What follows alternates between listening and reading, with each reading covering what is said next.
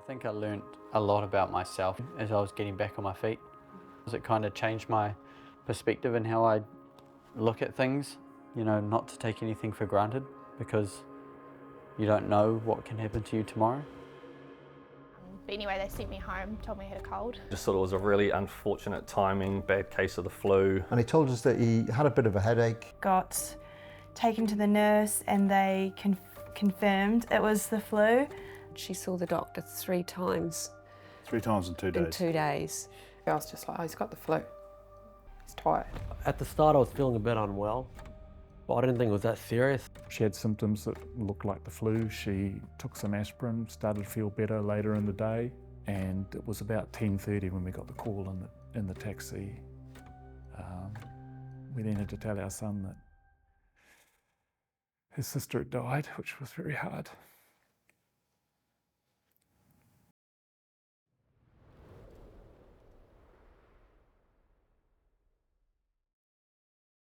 So with Vincent, when he was walking among us, he was the protector. And now that he's not walking among us, I still feel that this is our duty for him to help protect others.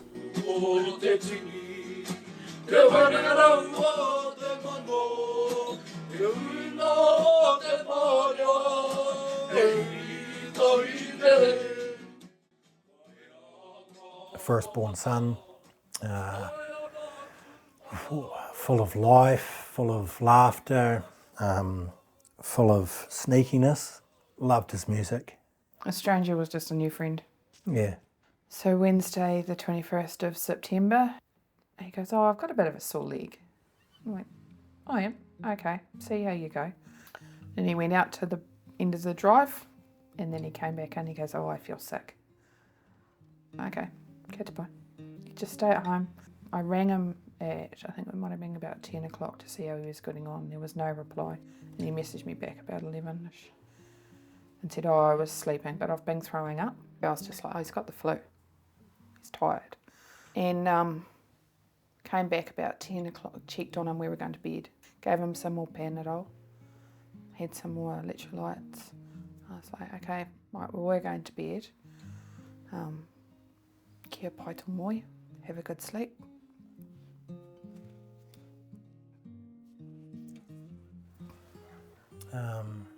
Said, I love you, bub, and walked out. And in the morning, I was at work. I said to Taylor, go and wake your brother up. And he come in and he saw Janelle, he says, Mum, I can't wake Vincent up. And thankfully I had my phone on me and it was just instant 111.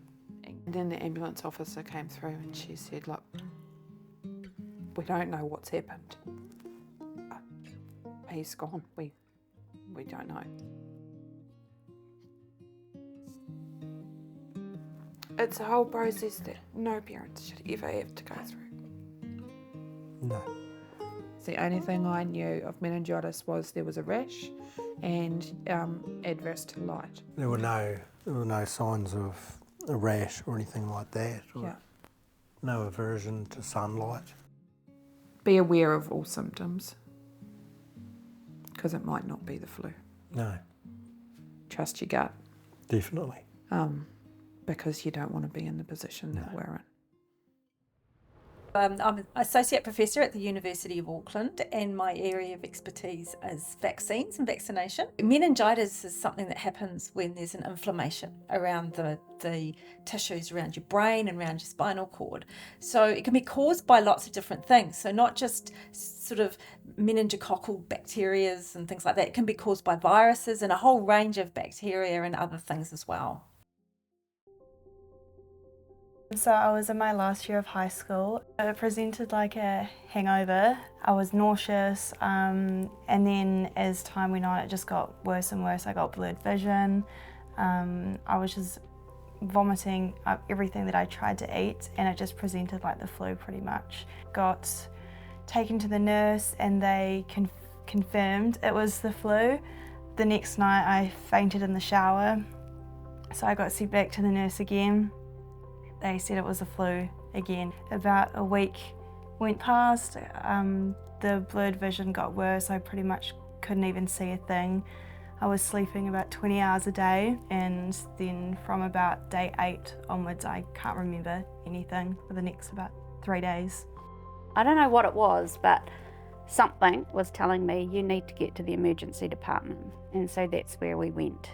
And she was examined by doctors there, and again, no urgency. It was the flu or a virus. And then we got transferred through into the next part of the hospital, and it was a medical student that was sent over to us. It was probably the first time that someone, you know, had actually sat and listened to everything that I'd said. You know, she did some tests on Phoebe and said, look, something just doesn't look right here. I'm going to go and get a second opinion. And so we went and got a CT scan, and that was when everything just erupted. And they came running in going, category 1, your daughter's brain is swelling. We need to get her to the operating theatre straight away or she's going to die. So when the surgeon did finally come and see me, she said, we've got Phoebe stable, the surgery's gone okay. And then came the but. And she said, but it's meningitis and it's the worst possible strain that you can get. And we've administered antibiotics, but we don't know if it's going to work.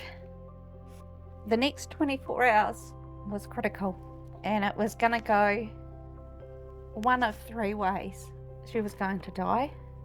She would be left with, you know, everlasting consequences like paraplegic, amputations, blindness, deafness.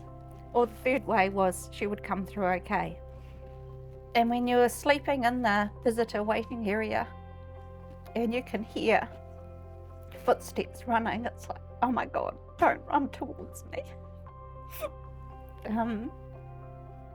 And then when I'd go into Phoebe, they would be doing tests on her, like, what's your name, what's your date of birth, you know, what day of the week is it?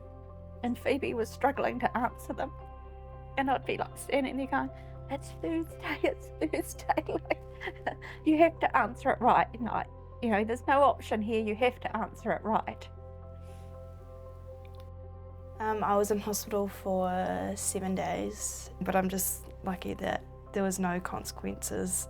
I spent the next 4 years blaming myself, and I kept ruminating those questions of, why did I not go to the hospital sooner? Why did I not know about meningitis? Why did I not know that the vaccination she'd had when she was 4 wasn't a lifelong vaccination? So with meningitis, some of the lasting effects can be neurological deficits, think problems with memory, exhaustion. Also, deficits to hearing. People can lose their hearing as a result of having meningitis. And people who have septicemia or the blood poisoning can be left with significant scarring, and also that's what can result in limb amputations. So I was in the hospital for quite a long time, around like 250 sort of days. Kind of like beaten the illness, but you were just quite weak, so you had to build up your strength. I'm Ripu Bhatia and I survived meningococcal disease. I grew up in Auckland and then I moved over to Sydney to do university studies. I was studying journalism and just, you know, kind of feeling like, I guess, an adult sort of for the first time and having your kind of independence. It was July 2015 and I'd gone out with some friends to a restaurant. So at the start I was feeling a bit unwell, but I didn't think it was that serious, so I went anyway. And when I was at the restaurant I started feeling quite cold and yeah, just really, it was just unnatural sort of cold, like just because there was a fire on inside, there was no real reason to feel cold. I didn't have much of an appetite either. And so I ended up just leaving and rushing back to my apartment and taking a hot shower and then just jumping into bed. And the next morning I woke up and I was just in this blinding pain in my feet. They felt freezing cold and I couldn't walk on them. So I was kind of like crawling around the apartment and yeah, I was trying to reach out to people and be like, I need help in that, and I had these security people came and took me to the hospital, and then when I was there, the person asked me if I had chicken pox because I had like red dots on my arms. Yes, and then they sort of took me to a room, and the doctors came and they told me to like speak to my dad, and they put you in like an induced coma. I woke up in quite like a groggy sort of state, and I was quite immobilised, like my arms and legs had turned black, so I couldn't really move or anything.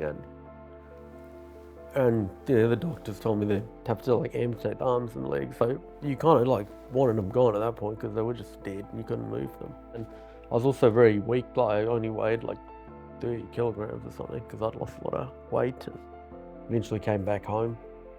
And then there was a period of just like relearning independence and that, and just how to do different things. And so I used like a prosthetic arm to eat, and I used like an iPad sort of touchscreen device. And with the illness, I also had my nose and upper lip removed essentially. So after my nose was reconstructed and I was able to breathe properly, I started applying for a lot of jobs. So I ended up getting a job with the news website Stuff, and I've been working there for over 5 years now, just as a news reporter, and just helping people tell their stories and reporting on different issues and that. No, I'm in a really good place now, and just quite focused on my career and just staying fit and healthy and just spending time with like friends and family and that. Yeah, he was just a fun-loving, bit of a mummy's boy as well. And he just loved life. He was just full of fun, wasn't he? Yeah, cheeky, but I class him as a lad's lad. He called home and he told us that he had a bit of a headache and that he'd been weight training. He felt as if there was a little bit of pressure behind his eye and something had popped. So we told him to go and see the matron and get a paracetamol. We phoned him on a Thursday, spoke to him, and he said, yep, felt a lot better. He finished rugby training at about 5 o'clock on the Friday.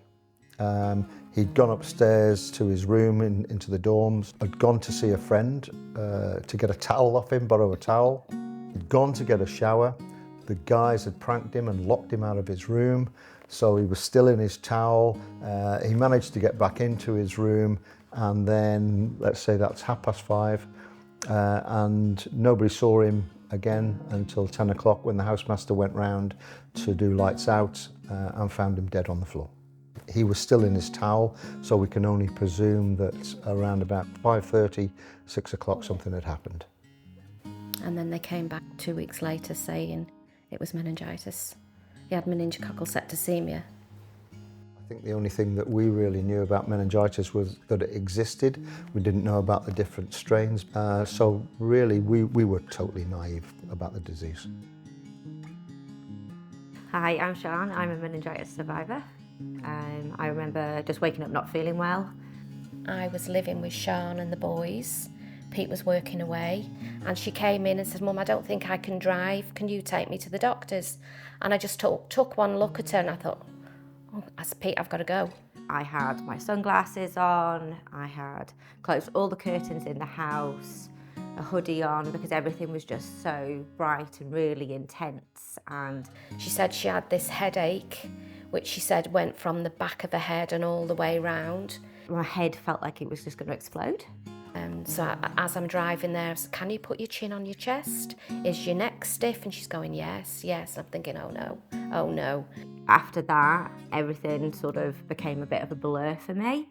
With 20 minutes of getting to the hospital, she was put into a side ward. She'd had, I don't know how many vials of blood taken and lumbar puncture.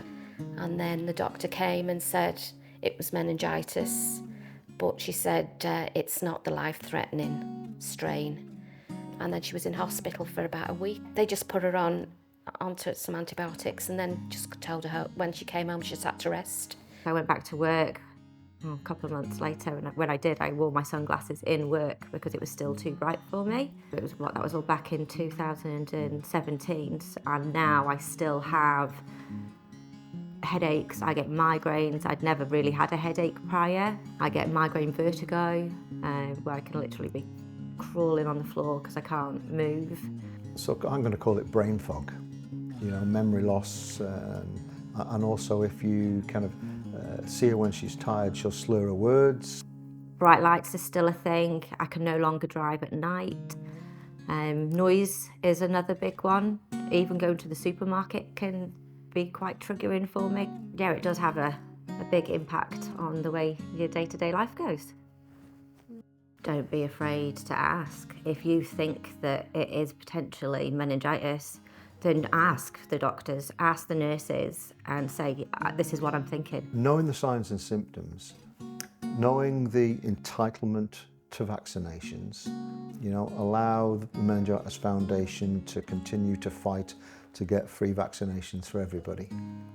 But those signs and symptoms, don't take no for an answer. Run with your gut feeling, and if you think there's something wrong with you, your child, your parents, your grandparents, everybody's susceptible, go with your gut and seek medical advice. The vaccines that we have available today for meningococcal disease cover most of the disease, which is great, but you do need to think about having 2 different vaccines. So there's a vaccine that covers group A, C, W and Y, so 4, and there's another vaccine that covers group B and quite a bit of some of the other types as well, but it's targeting B, and as a bonus it also gives some protection against gonorrhea.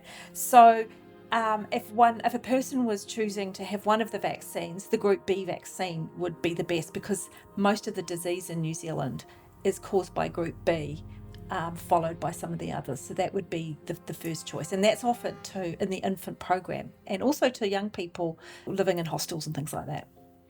I guess if you're looking to purchase these vaccines, if you're not eligible to get them for free, there are 2 different ones, and for the best coverage you would get both. But if you had to choose between one, the group B one will cover more disease in New Zealand at the moment than the other one.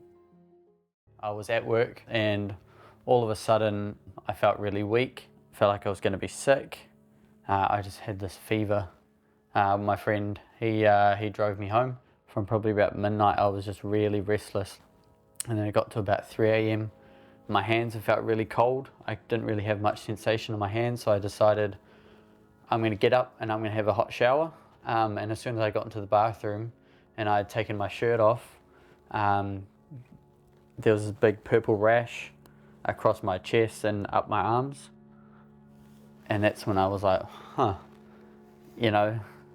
something's not quite right here. And when I woke up and the bathroom light was on, I thought, that's weird. So I got up and went through to him, showed me his hands, and it was really white, and you just said it was so cold you couldn't warm it up. Yeah.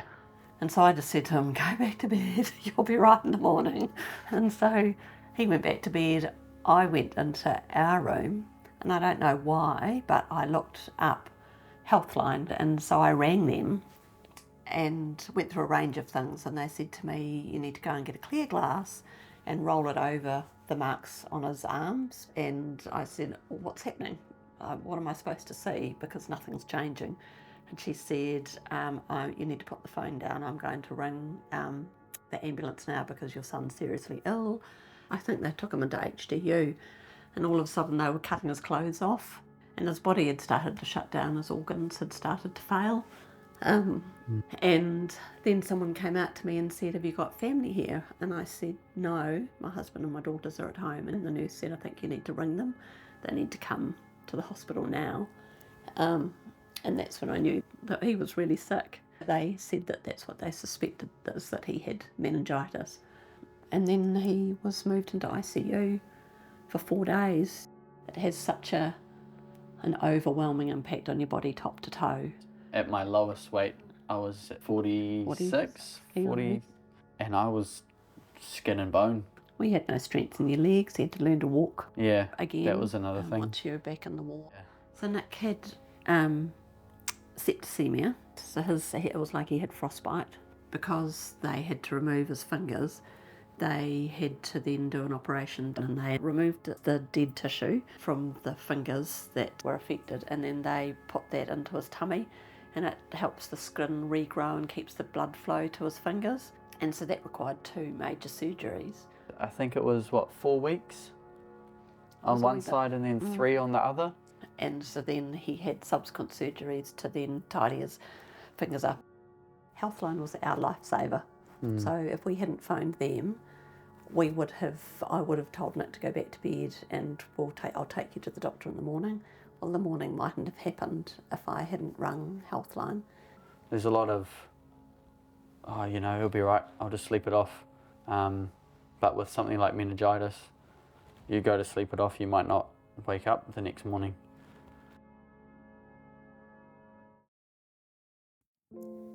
Miwa was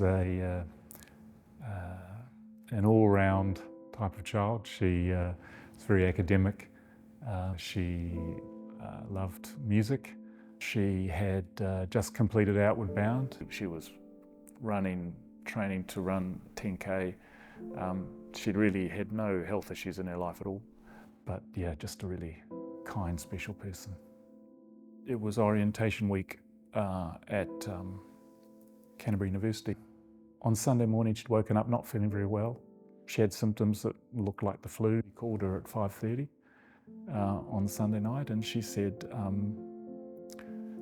she had a headache and she wasn't feeling well, but she was her normal positive upmarket self. At about 5 o'clock, some of her flatmates heard her in the kitchen, and she was walking around, obviously somewhat dazed and unsure, and they just took her back to bed and sat with her. And then at about 7:30 in the morning, she stopped breathing. And it was about 10:30 when we got the call, and we then had to tell our son that his sister had died, which was very hard. The question I constantly ask myself is, why didn't I know? Why didn't I know about meningitis? Why wasn't I aware of this risk? What I'd like people to know is that it's a disease we could eradicate if we extended the vaccinations enough. And so if I could get that message out to young people, to parents, to grandparents, to get these young people who are so vulnerable in that vulnerable age to get vaccinated and take that risk out of their lives. There are enough risks for young people that you can't protect yourself from. So this is one you can. So just do it. The people that have the greatest risk, anyone's at risk, right? Anyone can get these diseases, but the people that are most at risk of meningococcal disease are people in certain age groups, particularly the very youngest, infants under a year or 2 of age, and then children under 5, followed by people who are in their adolescence and early adulthood, and then older people. But also across all age groups, there's people who've got problems with their immune system. So they're another important group as well. And also people living in crowded conditions and other places where you're perhaps more at risk for coming in contact with the bug. In the space of 72 hours, we went from being happily going to be married to getting married to having, you know, your whole life kind of flipped upside down. Me and Jamaica, we met in year 13 at high school. We were together for 8.5 years. She was just the kindest, gentlest soul, really. So the wedding day was the 9th of December, 2017. It was a beautiful day. It was incredibly hot. And as she was walking down the aisle, I just knew something wasn't quite right with her. She just looked a bit unwell. And she was covered in goosebumps like she was cold. But we got through the vows, that was all good. We went away to do photographs. And she just said, I'm just too sick. Like, I don't think I can get through it. And I was like, okay, cool. Well, let's go back to the venue. We'll just sort of put you in a room and like give you pills, see what we can, try to get through the day, you know, if we can.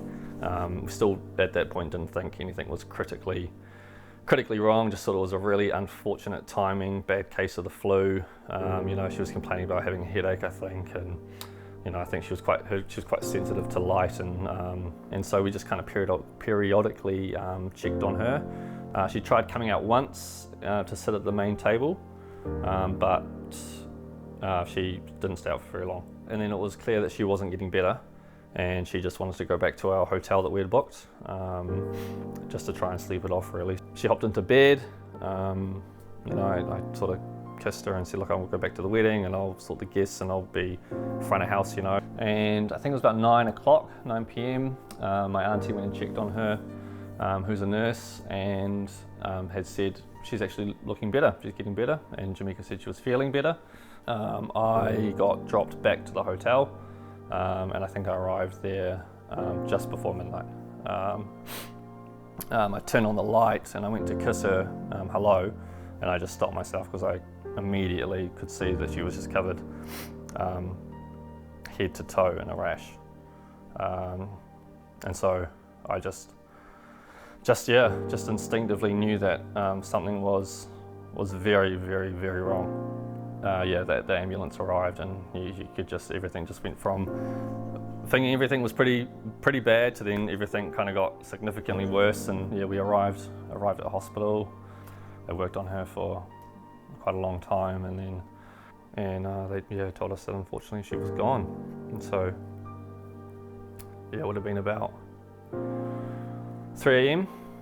When she died.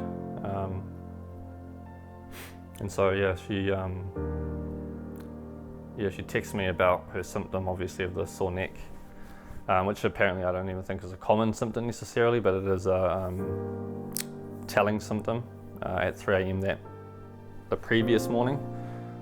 So then, yeah, 12 hours later after that, we got married at 3 p.m, just after, because she was a little bit late.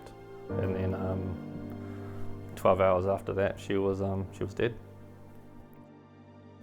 I think it's so important to be aware of the disease and just have it in the back of your mind, so that if, despite it being a relatively rare, I guess, occurrence and a reasonably rare disease, I guess, it still happens to people, and the mortality of it is quite high.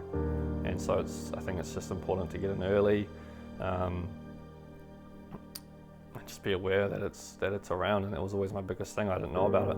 It just didn't seem like it could happen. But it just can happen randomly. It can happen to anyone. There's a range of vaccines that protect against meningitis, different types of meningitis, and septicemia. None of them will keep you protected for your life, but they induce a long-term memory. So you have the memory there, and you can go and give it a boost. But diseases like meningococcal disease move so fast. You know, you hear the stories about somebody being well in the morning and very sick by evening. That's not enough time for the memory to that disease to kick in and produce the antibodies and things and those other goodies that you need. That takes a few days. So you need to have a good presence of antibody ready to go. And that's why, to maintain that protection, you need to get boosters. But generally, I would be thinking you'd want to look at sort of 5 yearly if you needed to maintain that protection. Some of them perhaps give you protection more like 10 years, but as an individual, you don't know, and we all do differ a little bit. So I think it's really about thinking when those highest risk periods of life are. I kind of just woke up one morning and I felt a bit off. Through my neck was really sore. I felt under the weather, a bit headachy, that sort of thing. First call I did was to my auntie Marg, and she told me to ring the healthline. They advised that we went and saw the urgent doctor. I was seen very briefly, but anyway, they sent me home, told me I had a cold. I was living by myself at that time, so Mum decided to stay with me that night, and then I kind of just deteriorated from there. I became quite disoriented. I was up vomiting a lot during the night, and then I started to get feverish That's when I called out to Mum. Mum was driving and I was just trying to tell her to hurry because I just felt like something was not right. And then I have no memory. I did start to go into multi-organ failure at that point. They started to suspect it might have been meningitis. They ended up putting me into an induced coma that night where it was touch and go whether I'd survive. So I ended up being in an induced coma for 9 days. My kidneys, liver and lungs pretty much all shut down and my heart was not great. I lost my spleen due to a blood clot and then I got septicemia too with the meningitis. So after waking up, I couldn't even lift my arms off the bed, couldn't lift my head off the bed. And that was like that for a few weeks. So after the first 3 weeks, I went to the renal ward. My kidneys, they were still not working. So I was on getting dialysis and then had the first surgery. So that was the toe amputations and they did skin grafts. The grafts didn't take over my Achilles. And then on Christmas Eve, I had to go into hospital to see the orthopedic surgeon just to get an opinion on my right ankle. And he told me I had to have surgery that day or I'd end up losing it. It was severely infected. So it was probably maybe 6 months at home, recuperating, trying to gain weight, trying to get more mobile. With the fentanyl, it helped relieve the pain for maybe a day, but I had changed patch every 3 days. And so 2 out of those 3 days I could hardly walk because it was so painful. And it got to the point where I was like, well, this foot's not functional. I'm not gonna be able to do anything on it. And ended up amputating in June of 2021. So it's been 3 years now. It was a good decision. Even though, I mean, obviously there's still ups and downs with it and issues and things, but it's way better than the foot I was left with. The following year, my kidneys started going downhill. My mum and my older brother both got the workup to see if they could donate. Because of their blood type, they couldn't directly donate to me. So that's when we went in the exchange program. Nathan ended up being the chosen one. It just so happened that they could find a match for him within the chain. So yeah, I got my kidney late last year. It's been pretty good since. We did have the B vaccine that went around the primary schools, but I ended up getting the W strain and we were only vaccinated for the B.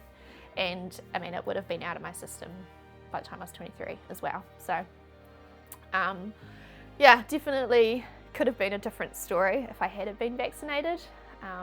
So I think obviously that is the main message, but also to know the signs and symptoms. When I rang the health line at the start, every second question was, do you have a rash? And I didn't, and the rash didn't show up until I was in ICU in Dunedin. So that was over 2 days after my initial symptoms. Life is very different to what it was before. I mean, I don't even think I can remember what it was like before I got sick. I think what's really important for people to know is that meningitis and septicemia are caused by many different organisms, and a vaccine that protects you against one type isn't going to protect you against another.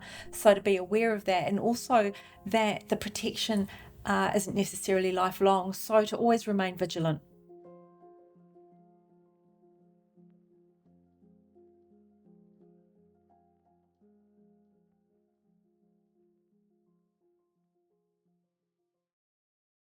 Courtney was just a normal 16-year-old girl. She was just a bubbly, bright. She was quite an intelligent wee thing. We didn't actually realise how wide her circle was and how many people she'd actually touched until she'd gone.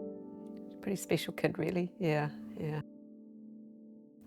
Courtney kind of just, her first comment to me, she said, "Oh, Mum, I think I've got hypothermia," but it was really just quite a casual offhand comment. And then as we were actually heading down to Twizel, it was a couple of days after Christmas, and I was a little bit concerned about her because she actually slept all the way down, which is not something Courtney kind of does. She saw the doctor 3 times. 3 times in 2 days? In 2 days. And it was on that 3rd visit she collapsed in their surgery. And then we were transferred to Timaru Hospital. And so we spent several hours there, and then after probably a couple of hours, they come and took us aside and said that Courtney was dying and that they didn't know what she was dying from. So the Westpac was called after several hours that she left Timaru in the helicopter. That was the last time we saw Courtney conscious, so and sort of the last thing she said to us was that make sure they've got a double bed for me and make sure they don't, yeah. She said to me, probably, yeah, the hardest thing, and it's never left me, and it never ever will, is she said, Mummy, please don't let them put me to sleep forever. So they were the last words that Courtney ever said to us. So it was pretty heartbreaking that, yeah. Of course, once we got to Christchurch Hospital, she'd undergone surgery immediately. And again, they weren't sure what it was, but then that's when they said they suspected meningitis. And sadly, 3 days later, they just couldn't get in front of it. The hardest thing was that she was actually so heavily bandaged because of all her operations that we couldn't even hold her hand, you know, and